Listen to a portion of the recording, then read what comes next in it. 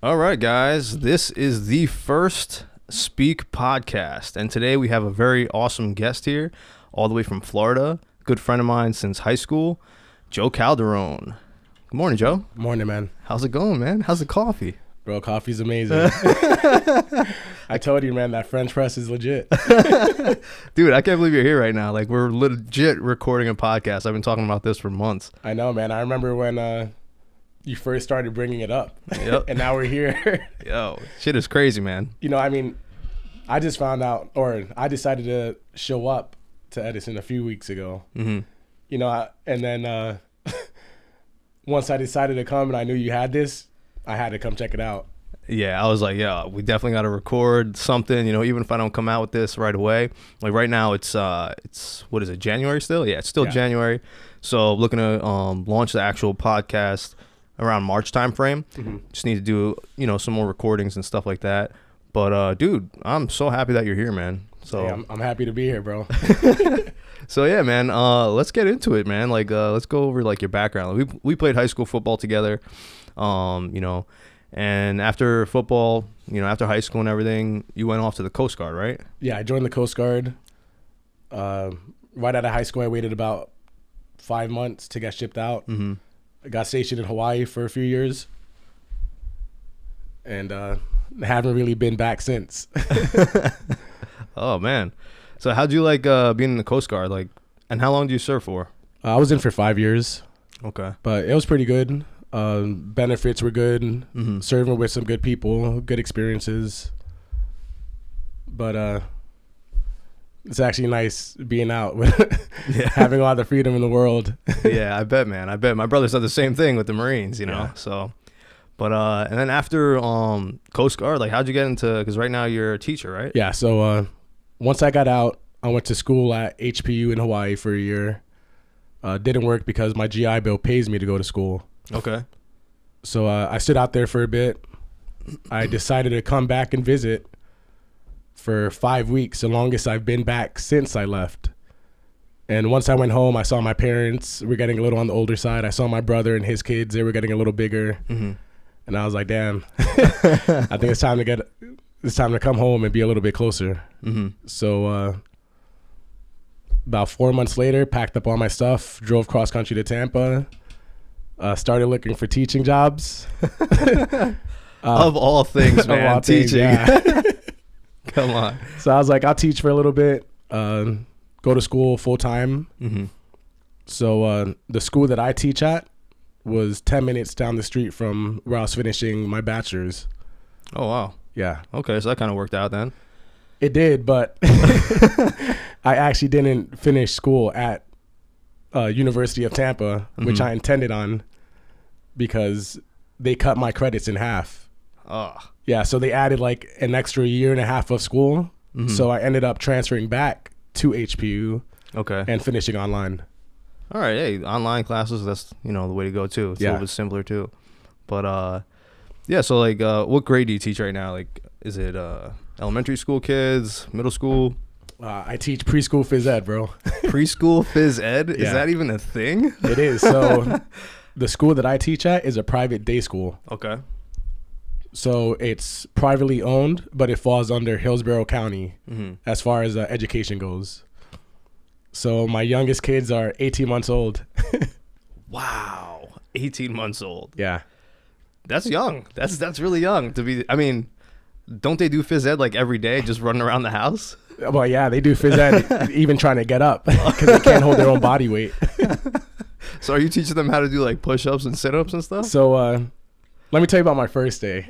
Yeah. Because we were going to touch up on this yesterday. Yeah.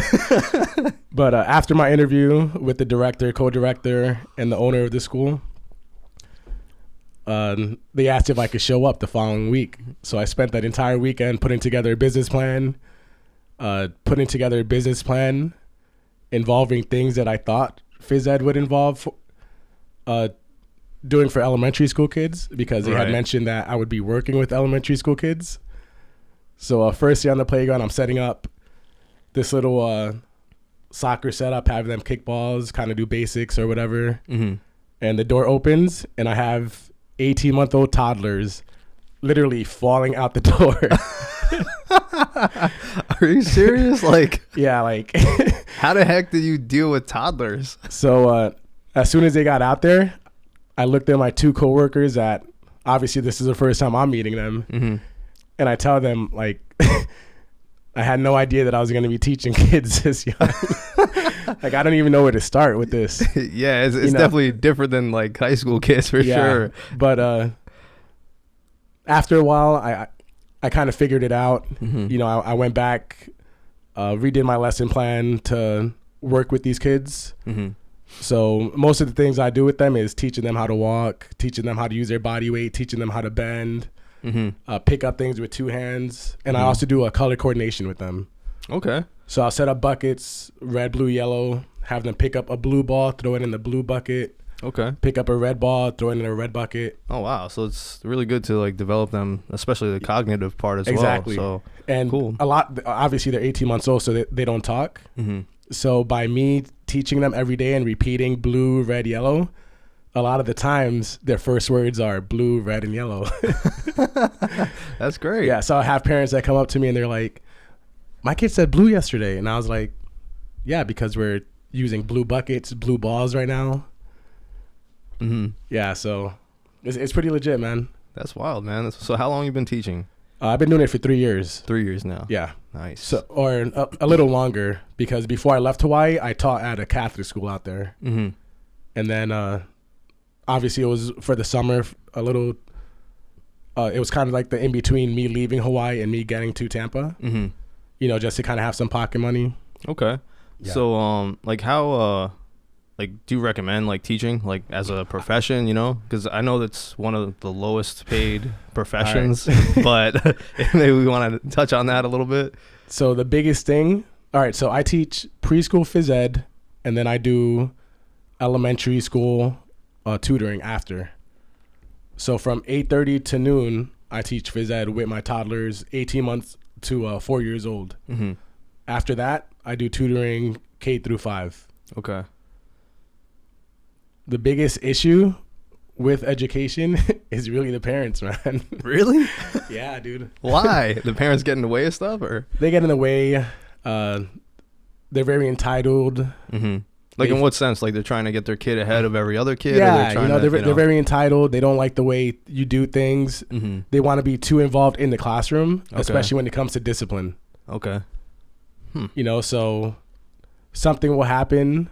Everyone gets in trouble because everyone was involved. Mm-hmm. And you have little Susie's mom showing up, calling, oh, that doesn't sound like something my daughter would be a part. She was the one leading it. I literally saw her start the riot. Like, no parent wants to admit that their kid's the one yeah. causing trouble in school. So between the low pay and the dealing with the parents. So there is low pay. Yeah, there is low pay. Absolutely. Like right now, there's strikes going on in Florida over it. Wow. No, I really think like teachers should definitely be getting paid a lot more. Like they're dealing with kids the entire day. They're helping develop them. And there's a huge turnover rate because of it. Yeah. You know, nobody wants to stick around and get shat on all day. Yeah, exactly. You know, and then the kids are wild. The parents aren't helping out. You're getting paid in peanuts. Yeah. But on the flip side, though, it is cool that you're doing phys ed. It is cool, man. Phys ed's really cool, and dealing with kids and stuff. I mean, if I don't know about you, but math is one of my worst subjects. I could not imagine teaching math to like a classroom. I would have such anxiety. Like math isn't my strong point, and I have to do after school tutoring, and 80% of it is this Common Core math. Oh my gosh. So like, so I have to refresh, you know, because like it's my profession. Yeah. You know, so if they need help, I have to get in that book and make sure I know what I'm talking about to help them out. You know, and it's like another language, bro. Dude, more power to you on that. Seriously. I mean, it's awesome. Like, just because I haven't really gotten to talk to anybody who's actually a teacher. So this is pretty cool, man. But another thing you're working on too is like a side business, right? Like of your own. Yeah. So around October, I started automobile detailing. Okay. And that actually took off faster than I expected. Yeah. So in Florida, they got a lot of nice cars. So. Yeah. So as you know, like me and Jackie, we just had a baby. And after she had the baby, she was going to go back to school. And I told her, you know what? I want you to go back to school and I want to do something too. So I'll either go get my master's or I'll start a business. And after I got my bachelor's in 2 years, I wasn't looking forward to doing another year of school. So starting a business was a given for me. Okay. So what made you start like auto detailing? So when I lived in Hawaii, I had a Challenger, and I used to take care of it all the time. And I was sitting on my playground, and I'm seeing parents dropping off their kid, rushing to go back to their car, and picking them up at 6 p.m. You know, so they're dropping off their kid at 8:30, picking them up at 6, going home, feeding them, showering them, putting them to bed, not having any time in the day to take care of their vehicles. Yeah, and that was a good thing, you know. Yeah, so I was like, oh, you know what? Why don't I start this up? Because I'll have a nice little clientele here at the school to begin with. So baby was up. I tackled a business plan.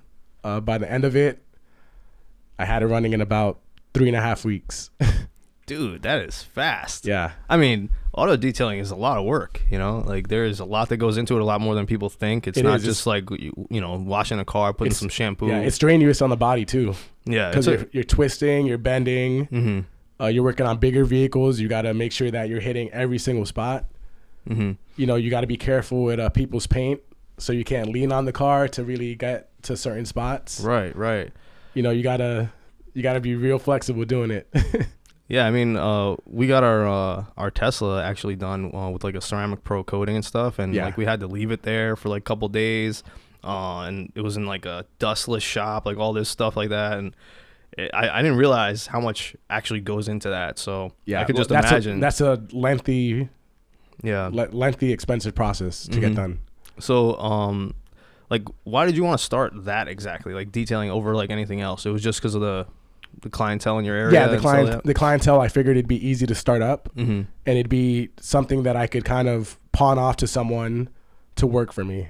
You know, and not necessarily have a specific skill set, but be able to do the job. Yeah. You know? But it's good that you had that background, like from your own car experience, like detailing your own car and stuff like that. I didn't go into it completely blind. Yeah. You know, obviously, I watched a lot of YouTube videos, see what techniques people are using. I did a lot of research on different methods of taking care of vehicles, and I just kind of went from there. That's great, man. Like, I feel like a lot of people like have something that they can do on the side, and it's just about tapping into that, you know? It is. Like Gary Vee's always talking about like self-awareness and stuff like that, but like figuring out what you're good at, like also like outside of your profession. Yeah. And we're like multidimensional people, right? Like we can do so many different things. We can dive into different areas of expertise and actually progress. And it's just like pulling that trigger in October. I mean, that's great, man. And you're doing really well right now with it too. Yeah. And, like I started in October. My first weekend, I broke even. Your first weekend? My first weekend, I broke even. Wow. Yeah. I did 9 jobs. 9? Everything. Yeah. In a weekend? In a weekend. So 9 cars? Yeah. I did 5 and 4. Holy shit. Yeah. Dude. So first weekend I broke even. Everything else after that is obviously profit. By doing those 9 cars that weekend, I was able to take pictures, hand out cards while people were walking down the street. Wow. Yeah, and it just snowballed into what it is today, man. So do you have like the entire like so I have an entire block. The entire block, like just go to you. So my very first job that I did, you know, I have 2 magnets on my car. I keep my stack of cards on my table. I make sure everything's laid out real nice so people see that I'm being meticulous and careful about what I'm doing. And I wear this green apron. An apron? I wear a green microfiber apron. That way when I'm leaning on the car, I'm not scratching anything up. See, I would have never guessed that there was an actual apron for detailing cars. Exactly. So I wear a green apron, and that kind of drew a lot of people to come and talk to me. You know, they're like, "Oh, what are you wearing a green apron for?" I'm like, "Oh, my name's Joe. I own Ecofriendly Mobile Detailing. Would you like a card?" And then just handed out cards. That first weekend, I handed out 5 cards, and the following weekend, I had 3 of those jobs. Damn. Yeah. That's great, man. And that's a great name too. Ecofriendly Mobile Detailing. Yeah. So like that's the hardest part. I feel like, at least for me, like starting up the podcast, coming up with the name of the podcast. I can't stand it. Like coming up with the name, you know. It's so hard, how did you come up with like EcoGlass, like EcoGloss, right? So I looked up all the other auto detailers around in my area, and I noticed that they all use pretty much the same technique. They drive around in a van. They have a 60, 80 gallon tank of water they have to lug around. They have all this equipment. Mm-hmm. And when I was doing research on YouTube, I saw a lot of people steam cleaning. Okay. You know, so you use a steamer to clean the vehicles instead of a pressure washer or a hose. Mm-hmm. So like it kind of snowballed from there. You know, I found the niche that the area didn't have, and that's how I marketed it. So I started off with EcoShine. Yeah, let's go over some of the names you had. I started off with EcoShine. I had some really, really bad ones that I'm trying to forget about. But EcoGloss kind of stood out to me because it kind of rolled off my tongue, you know, like EcoGloss. Yeah. Yeah, it's pretty sexy, man. It's sleek, you know, and I went with the green and brown pattern for my design, and everything that I use. Everything I buy is green.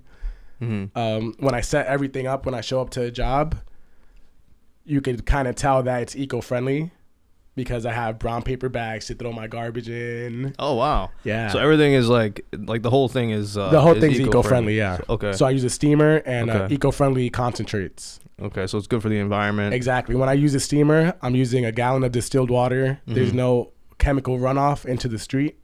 Okay. Because I'm steaming and I'm hand washing each vehicle. Yeah, I noticed that. Like some of the, you know, like car washes and stuff like that, the runoff is really, really bad for the environment. Like it's bad for the environment, and you could also get a fine for it too. Mm-hmm. You know, you go to different housing complexes, HOA sees that, and it's not going to be good for your business or the homeowner. Yeah. So everything is green these days, man. Everything's green. That's the niche that I went with. A lot of people call me back for that reason.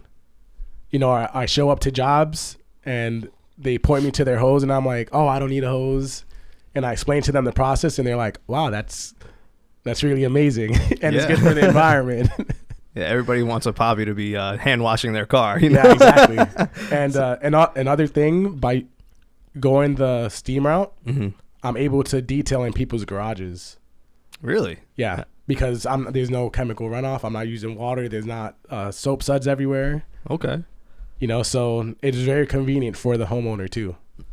That's awesome. Or business owner. I go to people's businesses and they're not going to have water running all over their parking lot. Yeah, so that's huge, man. That's huge. And I mean, you're a very charismatic person, so it's easy to like you and it's easy to get you, you know, to do a job or something like that or get more clientele that way. But hey, customer service is everything, man. Yeah, totally. So, like, how do you balance between like teaching and now doing a detailing job and family? Like, that's a big thing too. A lot of people are scared to start their own business because they're like, how am I going to do this? How am I going to balance this? First off, just coming up with the idea to start the business is one thing. Honestly, coming up with the business was harder than actually balancing everything else. You know, because you're sitting there, you're trying to get the groundwork done. Once the business is up and running, you have everything that you had to get done complete. You know, so now you're just executing it. Yeah, that's the thing, the execution. You know, the execution is everything, because I told a few people about it while I was doing it, and I got a lot of the same responses. Do you know anything about car detailing? Are you sure that, is there a market for that? Like, are you going to go to college for car detailing? Yeah. Like, come on, people, let's go. I have a pre-law degree. Have you heard of YouTube? Yeah, I have a pre-law degree, and yeah, exactly. They're like, know, why don't you look into doing a law enforcement or working at the court? Like, right. And I feel like there is like that stigma. They're like, you know, like people don't get it, especially, I don't want to like to name a particular group of people, but there are groups of people who really don't get people that want to start their own business. Like, I got a lot of flack from my parents when I first started my business. You know, like they're like, oh, what do you mean you're going to start a business? Like, what do you mean you're going to do this? You already have 2 jobs. Yeah, like, it's a different generation, different mindset. Yeah. You know, they don't understand that we don't want to be slaves anymore. Because that's what it is, man. Yo, that's the truth. That is the truth. Like, I wake up, granted, I love my kids at school. I love the community that I teach in.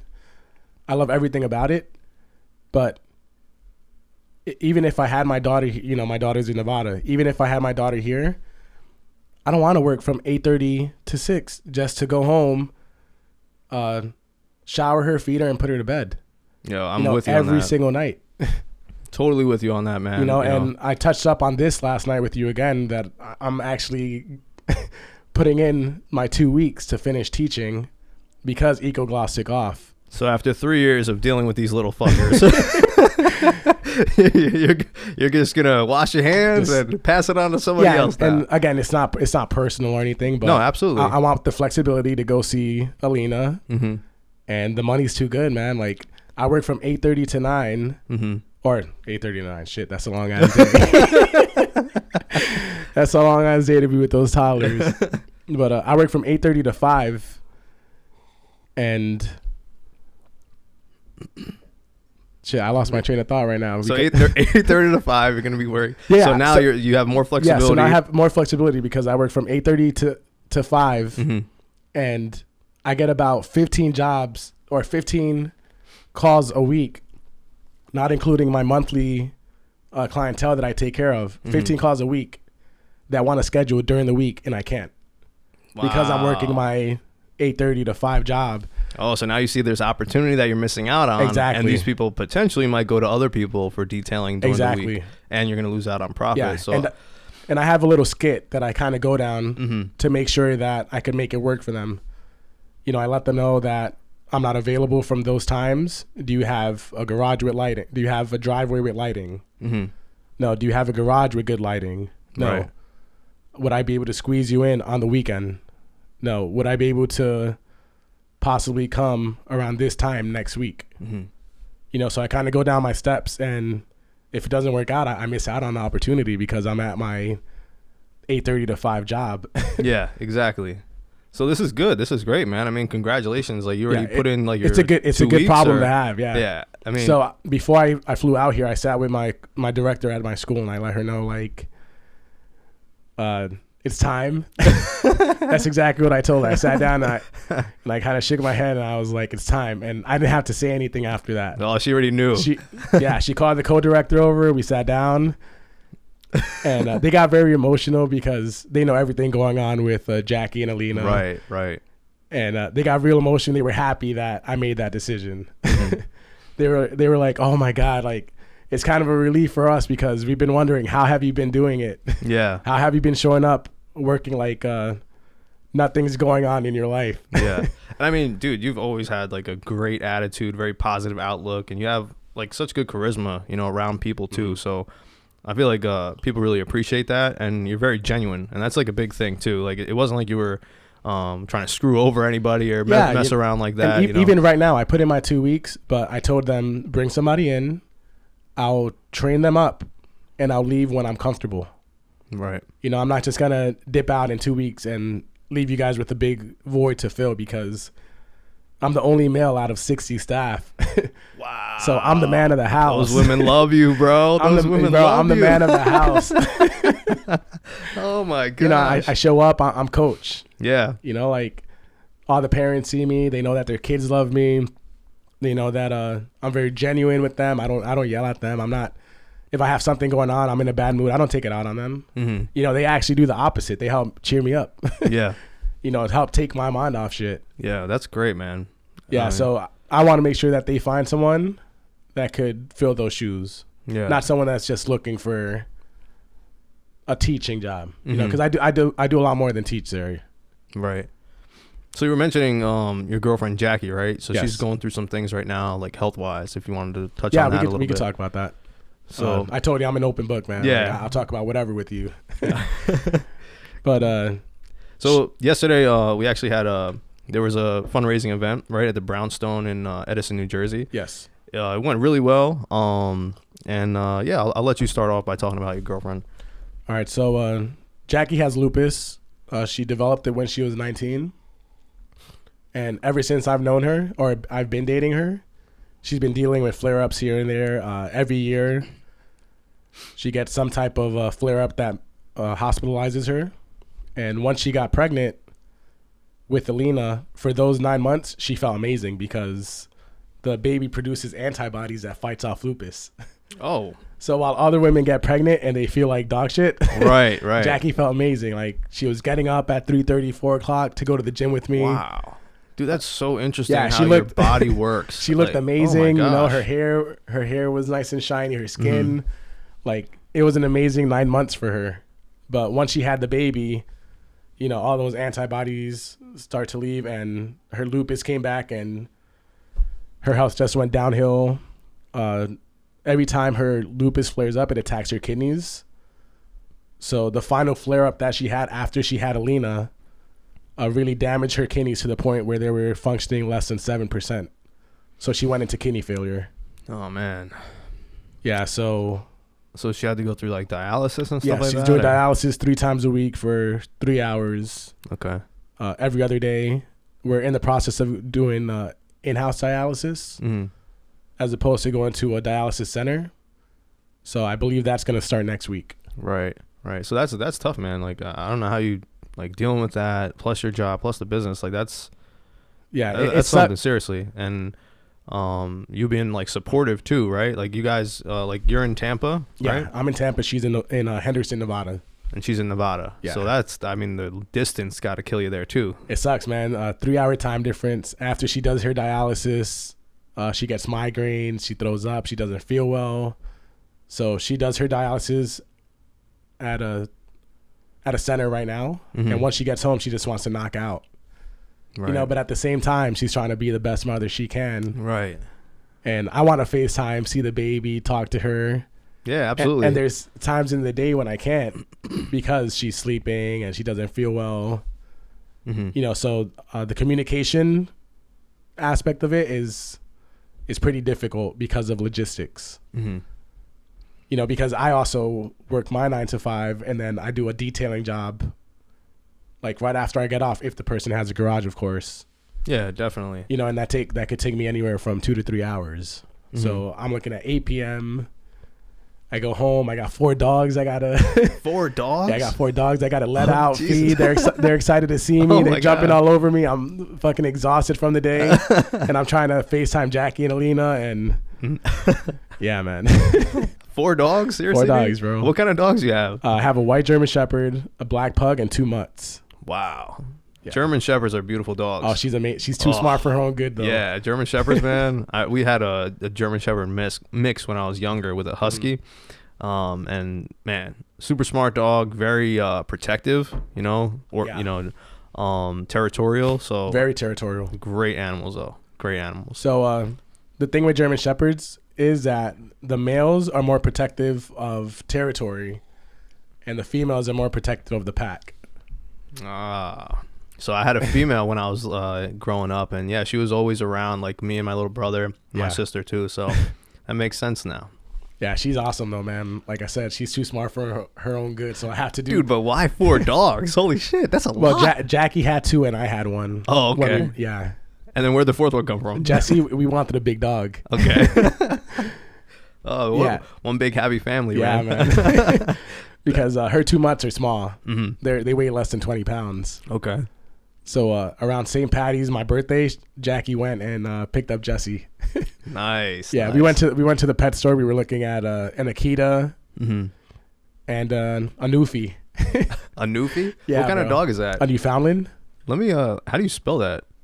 NEW. NEW I think FOU. FOU. ND land. Newfoundland dog. Let's do a little share here. Bro, it's a monster. What is this? It looks like a bear, right? Yeah, it does look like a little bear. Thing is huge. And fluffy too. Yeah. Yo, gentle giants, man. Wow.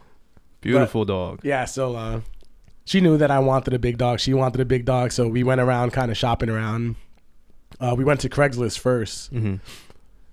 But it seemed like there were a lot of puppy mills. And even though a lot of people say that pet stores get puppy mill dogs, I felt more comfortable going to a pet store than meeting up with someone at a puppy mill, you know? Yeah, absolutely. Yeah. So we were looking around. We saw this Newfie that I loved because he was just goofy as hell. Like he was a puppy, a 8-week-old puppy, but he was so big but still a puppy at the same time. Yeah. And I was like, I love this fucking dog. It's like a chunky baby. Yeah, man, like a chubby baby. So we spent time with it. The dog was awesome. We were like, all right, let's go home, think about it. We went home to see our other dogs, let them out. Mm-hmm. We went to GNC, and after we left GNC, we were like, we need that dog. Oh, man. So we went back to the pet store. As soon as we walked in, the lady that saw us and we were talking to her about picking the Newfie up, she put her hands on her head and she started shaking her head. She was like, I just sold the dog. No way. Yeah. Oh, my gosh. Yeah, but then a week later, we went back. Mm-hmm. We saw Jessie. We liked her. And I was at work and Jackie called me. She was texting me and she's like, we got it. Domino's my pug. Mm-hmm. Domino's my baby. I got 4 dogs, but Domino's my baby. Does it look like Frank from Men in Black? No, uglier. Uglier than Frank? Is that even possible? Those bug eyes? He is the cutest, ugliest thing ever. So she texted me and she's like, Domino threw up. And I'm like, all right, like, it's okay. Let's clean it up. He'll be fine. She texted me 2 hours later. Domino threw up again. All right, maybe, he's not eating because the vomit, she said, was clear. Mm-hmm. And then she texted me again. She said, I have to take him to the vet because something's wrong with him. Can you meet me? Jesus. Yeah, we used to take our dogs to Bansfield and PetSmart. Okay. So I show up. I'm speeding. And I'm like, shit, my baby, my pug. I show up to PetSmart, and she walks out from one of the aisles holding Jessie. And I was like, oh, man. What? Yeah, she went out and she brought Jessie to surprise me. Wow, what a surprise. Yeah, and I was like, you had me so scared. Oh, my God. That's so messed up. That's so messed up. That was good, though. But that was the only way she was going to get me to show up at that PetSmart. So I walked in, and she walked right from... You're a man of action, so... Yeah, man, I'm going to be there. Yeah, man. I actually... how I picked up my pug is a pretty interesting story. Mm-hmm. So, I lived in Hawaii for 6-7 years. Right. And once I shipped my car to LA and I drove cross country, I always told myself I would buy a dog on that road trip. And I've always wanted a pug. Mm-hmm. So I'm visiting friends. I'm doing my road trip. I'm hopping on Craigslist. I'm looking. I see pug breeders. I'm sending people messages. I'm calling them. They're not responding. I'm like, all right. Next state, next city. Yeah. I show up to Arizona, and every time I went to a different city, I was trying to go out, kind of sightsee and stuff. And I went to Arizona, and I was landlocked because they had dust tornadoes or sandstorms. Wow. Yeah, so I was like, oh shit, like I'm not gonna drive in this, or I'm not gonna put myself in danger or whatever. I hop on Craigslist and I'm looking at pugs. And I see this tan pug, and he's awesome looking. So I hit him up. The person texts me. They're like, "You speak Spanish?" And I'm like, "Sí." So I'm like, "Yeah, sí, seguro." And I'm talking to them, and I'm like, "I'm interested in the pug. How much?" And they're like, $475. Dog has all their shots and stuff. And I'm like, "Okay, can I meet up with you tonight?"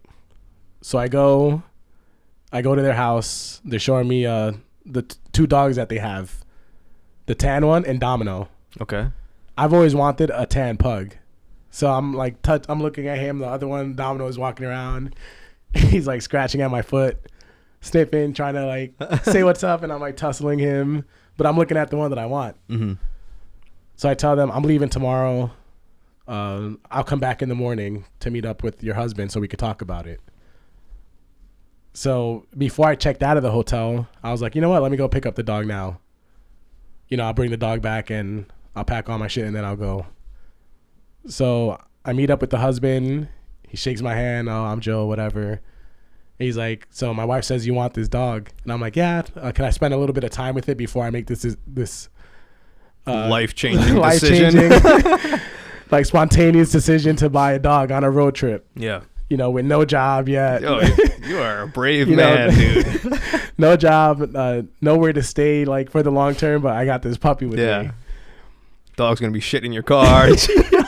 My Challenger Oh, that I detail and I take care of. Fuck that. So he gives me the dog.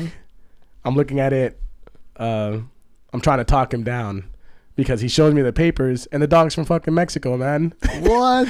Yeah, he's like, everything's in Spanish, and he's like, the dog has all his shots, and I'm like, bro, like I need like American documentation over here. I want a hell of a discount right now. Yeah, you know, so I'm like, okay, the dog really doesn't have papers. Can you do 300? The Mexican dog doesn't have papers. Literally, my Mexican dog doesn't. My Mexican dog's still illegal. Yo, don't let Trump find out, bro. Don't let him find out. Go and send your dog back. Yo, so I'm like, bro, I'm like, you got to give me some sort of discount. Like, I got an illegal Mexican dog right now, and he's playing hardball with me, and I've been there for so long that it's the dog's feeding time. Mm-hmm. So the guy's daughter comes out with a bowl of food and a bowl of water, and she brings out Domino. I went at night. Mm-hmm. It was very limited lighting. We're on the driveway. They have a street light. I didn't really pay attention to Domino because I didn't want him. But now it's daylight, and I see him, and he has this one white paw with black dots. What? Yeah, that's why I named him Domino. Oh, that makes sense. He's all black, has one white paw with black dots on it. Mm-hmm. And as soon as she put him down, he ran to me, and I was like, I gotta put this is the one right here. Yeah. I gotta take this boy home with me. Yeah, what a feeling, man. You know? Yeah, you know, and the guy's like, oh, you can't because somebody's picking him up in an hour. Oh, man. And I was like, how many times have you heard that in the last week? Like, be honest with me. Like, when you're selling something on Craigslist, people say, hey, I'll meet you up. Yeah. How's today sound? How's tomorrow? And nothing goes to do. I told him money talks. I'm right here. $350. Yeah. I want this one for $300, but I'll give you $350 for him right now. Mm-hmm. Like, I'm handing you the cash. And he took the money, took the dog. Smart dude, man. What a hell of a profit, man. I gotta get some Mexican dogs to yeah. sell in the U.S. Yeah, for real. And like, I was paying so much attention to this other dog, but Domino came to me twice. Mm-hmm. You know, and they always say you let the dog pick you. Mm-hmm. You know, so I'm like, yeah, I'm taking this fucking pug right now. So I hop in my Challenger. I had brought a bed already, a dog bed, mm-hmm. so I could put whatever dog I was going to buy in it. And I put him down, and he's looking at me, and I'm looking at him, and he's like, now what? Oh, man. Like bug eyes looking to each side. Has no idea no what's idea, going on. Bro. Like a newborn baby, like, where the fuck am I? Oh, man. But that was spontaneous as fuck, man. Dude. So how are you going to get all those dogs to Vegas when you move? So I have a buddy of mine. His name's Mike Daly. And he's a disabled vet, 100%. He has a lot of freedom, too. Mm-hmm. So once I move to Vegas, he's going to come and help out with the dogs. Okay. Yeah. That's great. Eventually, you'll move him over there? Or? We're all going to move over. Oh, right. Yeah. Oh, everybody. Yeah. Cool. Hey, man. Vegas is a spot. Yo, Hot spot, man. And I heard, like, real estate's, you know, kind of moving up a little bit over there. I got a friend out there who's in the Marines, and he's always trying to get my brother to invest in real estate over there. Yeah. So, like, have you thought about, like, real estate at all, or not so much? Yeah, I've thought about it because I have a VA home loan. Mm-hmm. So my brother said the same thing, man. That VA home loan, they're just waiting to use it. Seriously, man. It's like... It's benefits of being in the military, you know? Yeah. You know, paid your dues. Yeah. But that thing's burning a hole in my pocket. Because I told myself, once I get to Tampa, I'm gonna use it or whatever. Yeah. But every time that I went through the process, they weren't giving me the number that I wanted because of my income. Really? Yeah. Oh, wow. So the number that I wanted to get approved for was never there because of the income of teaching in Florida. Yeah, absolutely. You know, which we just finished discussing that. Yep. The salary is not there. Right. So now the detailing business is going to come through, and yeah. So now this is going to allow me to not only get a better number, but have that money run further in Henderson, which is cheaper to buy out there. Right. So how far is that from like Las Vegas? It's 15 minutes out. 15 minutes. Yeah. So I believe the highway you take is 215. Mm-hmm. And it's a straight shot right to the strip. Cool, man. Yeah, so every time I go see Jackie and her family and they pick me up at the airport, like you could see the strip, you could see Vegas. Mm-hmm. You take one road and you're in Henderson. Dude, that's awesome, man. I haven't been to Vegas yet. I haven't gambled at those casinos yet. I've been to AC in Jersey, but that's about it, man. Not even parks in PA. Yeah. But man, Vegas is awesome. I've been there every year since 2011. Every year. So and you still have money?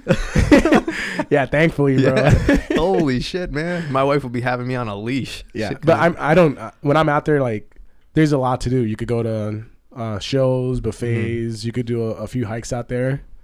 You know what I love to do is go to one of those magic shows. Yeah. It might sound corny as fuck, but I want to see one of those shows. If you go to Vegas, you have to. Yeah, like it's a thing, man. You know? Exactly. Like, my dad's talking about booking a trip to go see Alina with my mom, and they're not gonna fly; they're gonna drive. Yeah.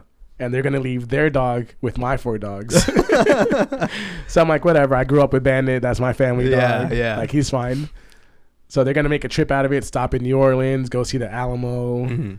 Work their way to Vegas. And he's like, man, I gotta save money because, my dad's not a big gambler, but right. he loves to eat. Oh yeah. And he loves entertainment. Yeah. So that's exactly what he said. I gotta watch the magic shows, the burlesque. Yes. You know, see those Bellagio, right? The water fountain. The water fountain at Bellagio, man. Ugh. Yeah, I love it out there. I think my brother might be going there in maybe, I think the end of this month or beginning of next month. Yeah. So tell him to save up. Yeah, man. Maybe I'll go out there, dude. That'd be sick. Yeah. So good stuff, man. Yeah, Henderson's nice. I would have never pictured myself living there, but obviously with the whole situation going on with Jackie and Alina. Yeah, I mean, it makes sense, and having the flexibility to be able to move around, like because you don't own a home right now, right? No, we rent. Yeah, so which is why that's honestly my biggest hurdle right now, because putting in the 2 weeks, done. Income with my side job, done. Breaking my lease. Yeah, like I'm gonna have to dish out a few grand if I want to, and it's gonna affect my credit score. Yeah. So that was one of the biggest motivators of having me put in my 2 weeks, because working my side business full time gives me the flexibility to go 2 weeks at a time, Yeah, absolutely, man. But at the same time, I mean, I think you're doing the right thing. Like, in Vegas is an awesome spot. A lot of people they get tied into their home, in one place, and like the flexibility of renting, I feel like, at least with our generation, is huge. You know, like being able to just chill out a little bit and live here for a short period of time, and be able to go somewhere else and move, other than having a mortgage. And then if you want to move somewhere else, or you get a better job or opportunity, or you have to move for like a family situation, you have to sell the house. There's a lot more to deal with. But like you said, our generation, we're a lot more lenient than that. Yeah, we're not about the 9 to 5s, 401k. Yeah, man. The American dream. Like. Yep.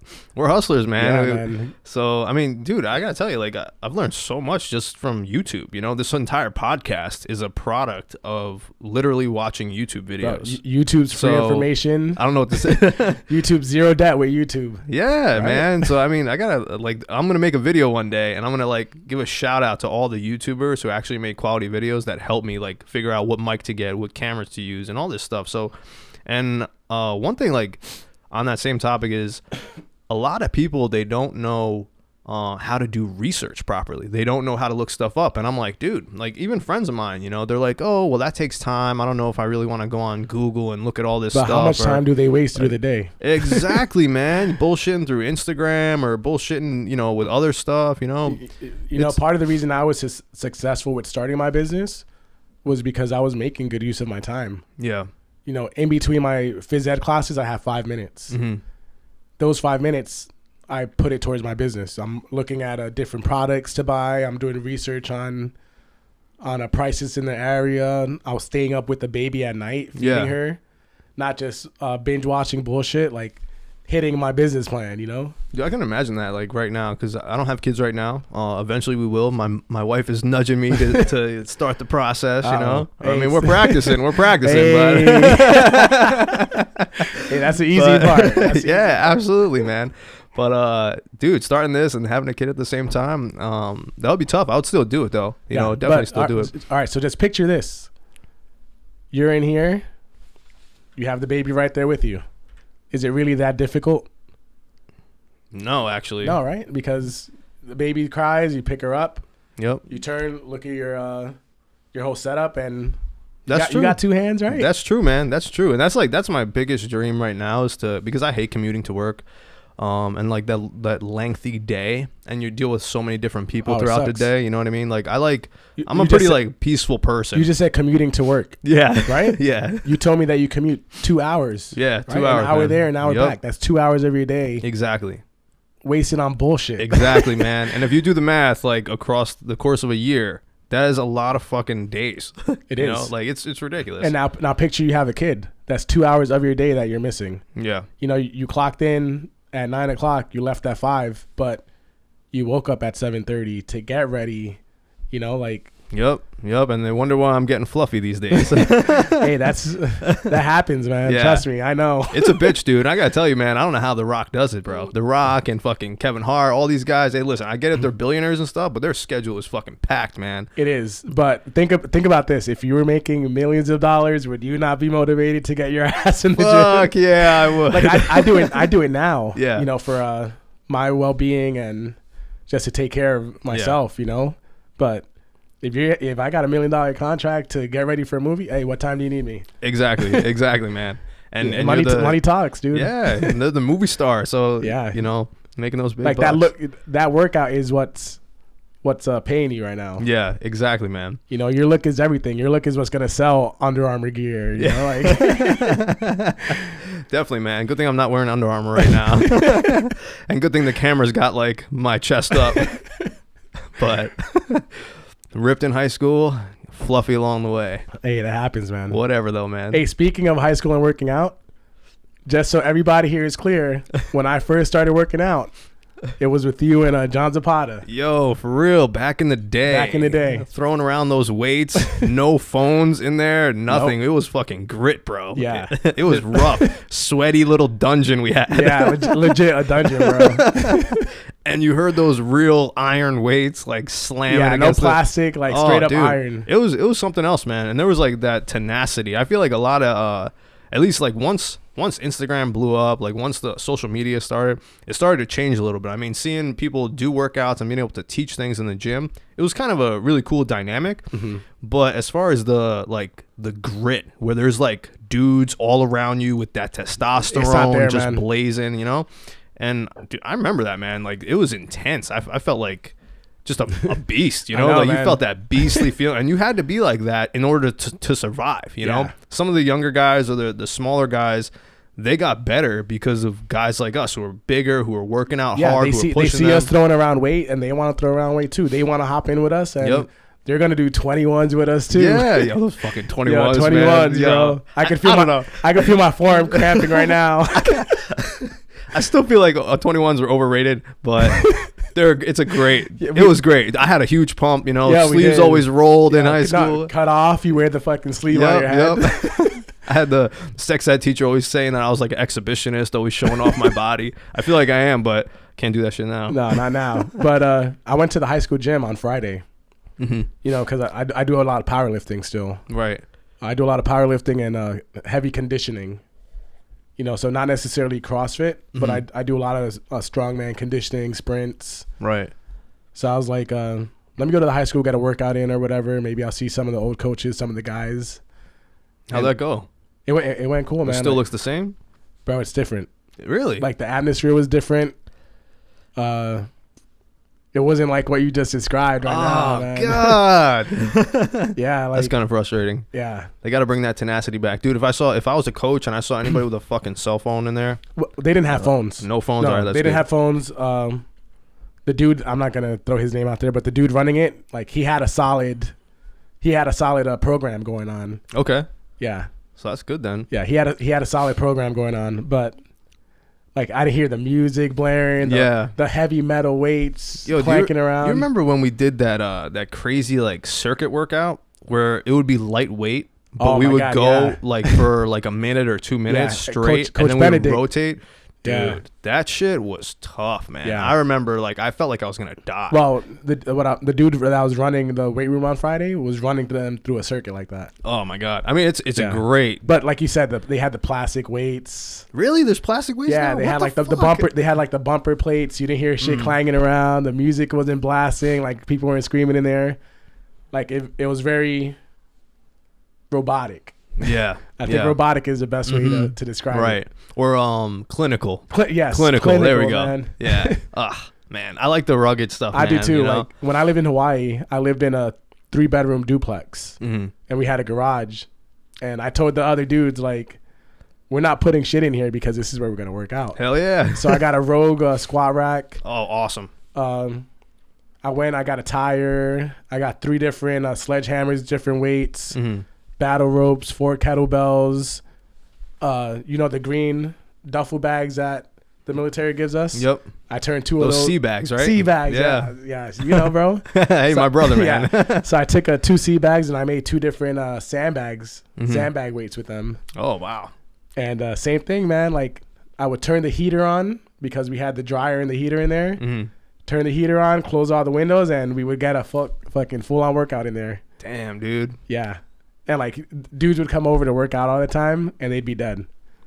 Wow. You know, because they weren't used to working out in those conditions. Dude, honestly, man, I feel like men really need stuff like that. Like, we need that camaraderie and that rugged, you know, we got to reconnect with that, like, inner primal self, you know?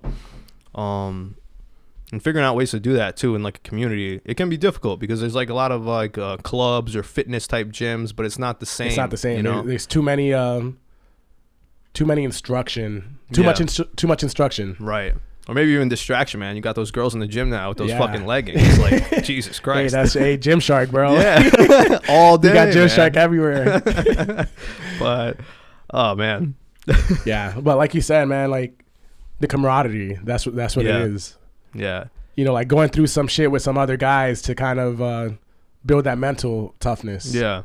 And like yesterday, like when we went to Brownstone, like I haven't seen those guys in like fucking years, dude. I haven't seen them in years. And we just reconnected like it was nothing, you know, because I haven't seen some of those dudes in like 10 plus years. Yeah. And it was like nothing. Yeah, man. It was like we grew up with them and we've been through shit with them, you know? So when you have that like connection and I don't know, it just felt like different than a lot of relationships that I've built like right now, like in the past year, like a few people that I've met. It's just there's something about that, you know, when you've gone through hell or you've gone through rough times with people or you've been there for each other, you have that relationship. It's like a unbreakable bond, you know? It is, and you don't necessarily have to reach out to people every single day, every single week, every single month. Yeah. You know, because we all got shit going on, you know, like you see my schedule. I know, man. I work my phys ed job. I go do my detailing, take my dogs out, shower, go to bed, work out. You know, like I don't have anything against you. I'm just busy, man. Like, totally. Totally. Not exactly, that I don't man. love you or anything. Like, I'm fucking busy, bro. And the thing is, like, dude, we got phones now. At least we could stay in touch still. We can, like, be a part of each other's lives still. And I see you post something, I like it. That's me letting you know I'm fucking here. I see you, bro. I see you. You know, like, I see you post shit all the time for your podcasts. Yeah. You know, and I hit the fire. I hit the 100. And I'm like, yo, keep grinding. Keep doing it. Yeah, man. Eventually we're going to get there, right? Yeah. But, dude, this is great, man. Good stuff. So what kind of, like, have you been, like, doing any competitions for powerlifting or have you, like, thought of doing any or? No, for me, powerlifting is the base of everything I do. Mm-hmm. You know, deadlifts, squats, kettlebells. Kettlebells are awesome. I love kettlebells, man. I started up like my brother was doing kettlebells in the Marine Corps, and he came back here in maybe 2015 or 16, and dude, he had one kettlebell. I'm like, yo, one kettlebell? Like, what are we gonna do with that thing? Crushes you. So he was showing me the workouts with that. I was like, oh, what the hell? This shit is crazy. Yeah. And I love kettlebells, man. I got to sit downstairs and I need to get back into it because it's such a great workout and it's so you can take it anywhere. You know. Is. So my gym, I go to Crunch, and I usually work out between 3:30, 4:30 in the morning. I try to get there before the rush because I do a lot of my powerlifting, my strongman. Brother, man, you are on that Dwayne Johnson schedule. 3:30, you said? 3:30, bro. 3:30 in the morning? Brother, man, we need to talk about the secret of how you do that. All right, so this is it mindset? Like, how the fuck do you wake up at 3:30 in the morning and legit take yourself to the gym and get a good workout? All right, so like you said, mindset. So I know now it's cold because it's winter time, right? What I do before I go to bed is I leave my hoodie and my sweatpants right next to me. I leave my pre-workout right there, you know, and Yeah, my bed's warm and it's fucking cold. But guess what? I got my shit right there.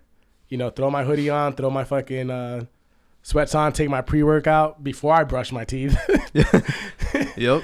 You know, just to kind of start waking up. Wow, You that's know, and then awesome, by the dude. time I'm driving to the gym, I'm ready to go. So just like preparing before, preparation, yeah. in the evening, like have a nightly routine where you Exactly. actually just set up your stuff. You got your bag ready, you got your clothes ready. Yeah, And you like there's times that something might happen and I might forget to do something in preparation, and I'll start making excuses because the time. yeah. You know, and I found that whenever I do that, I have a backup plan for that. You know, I wake up 3:30.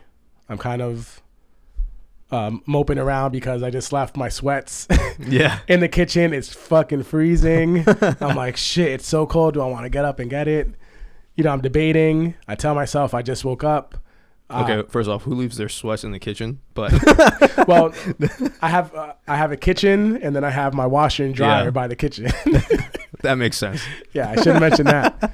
You know, but like once I start making excuses in my head, that's when my time starts dwindling away. And I'm up at 3:30. I'm fully awake before my alarm goes off. But I'm making excuses because I don't have my sweats with me. I don't have my pre-workout with me. I don't have this. Shit, I didn't do laundry. I don't have my favorite workout shirt. Oh yeah. You know, because everyone has their favorite I workout hear you, shirt. man. I hear you. You know, and I start making these excuses, and then I start talking myself out of them. You know, so even though I'm up at 3:30, I started making up all these excuses. I'm like, bro, you just woke up. You're wasting your time. Now you're gonna be tired by midday for no reason. Yeah. At least if I got my workout in, it was for a good. I'm tired for a good reason. You know, now I just woke up at 3:30. I don't have to be in till 8:30, and I'm wasting all this time because I'm being a bitch. Yeah, exactly. You know, so I start talking myself out of it, and I'm like, all right, let's Yeah. go. Like, Yep. I got to get there. I tell myself I don't have enough time to do that workout. I do my backup workout, which is usually uphill sprints. I'll do something strongman related and just do high reps of it until I'm fucking gassed. That's great, man. You only mentioned like a few different exercises. You know, a lot of people, they complicate things even to Bro, start out. basics, like, man. Like, go back to basics. and that's why I go early, man, because there's nobody in there.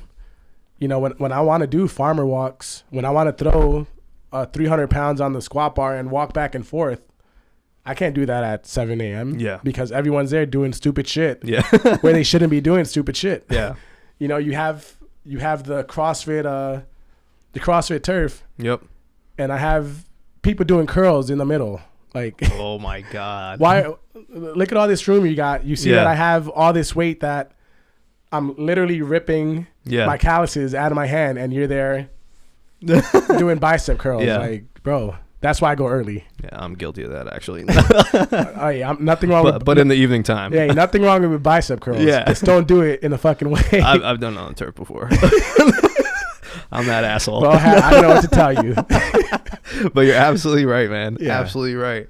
So The basics, bro. I stick to Yeah. the basics. Back to the basics, man. You know, and that's what's been proven to work. Mhm. You know, when I first started lifting with you, what did we always work on? Bench, squat, power clean. Yeah, basics, You know, man. I've done it for the last 10 years, and that's what works. Yeah. I want to lose weight. I'm going to stick to the basics. I want to add mass. I'm going to stick to the basics. I want to get faster. Guess what helps with making you get faster? The basics. Yep.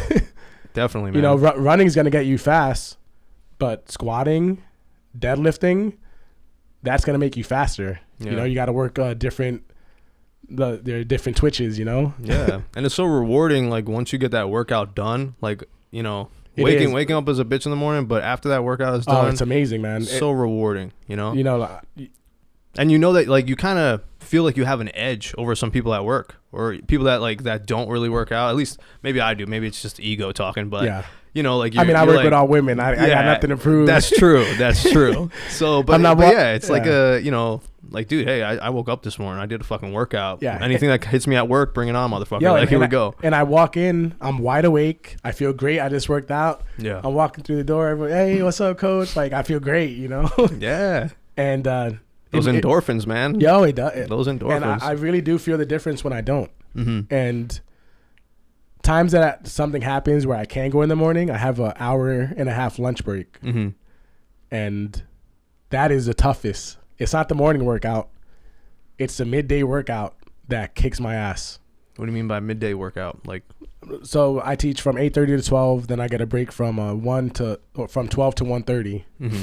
And if I don't get my morning workout, I'll try to go during my break. Okay. So that's a midday workout. Nice. From 12 to 1:30. That is mentally exhausting for me. Because again, I'm up early.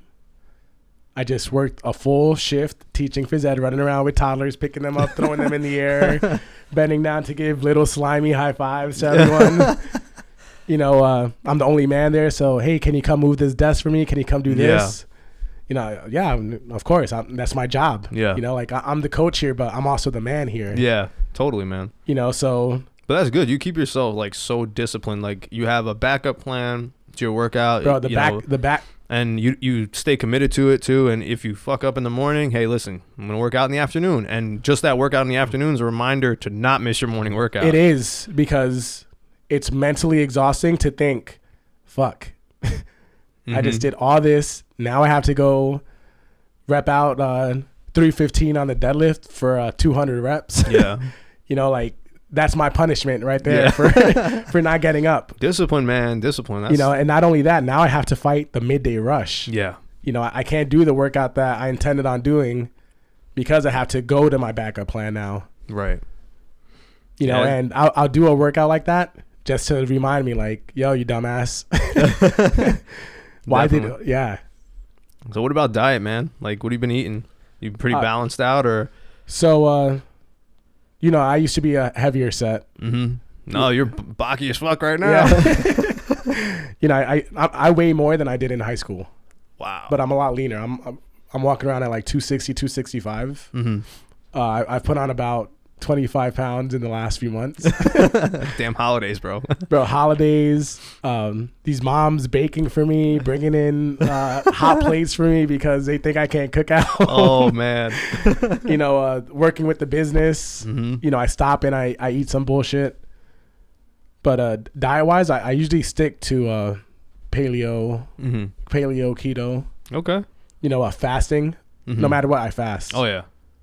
Yeah, intermittent fasting is awesome. That's how, earlier on in 2000, that's how I lost a lot of weight. Right. You know, I started fasting. All right, I'm going to go full hipster right now.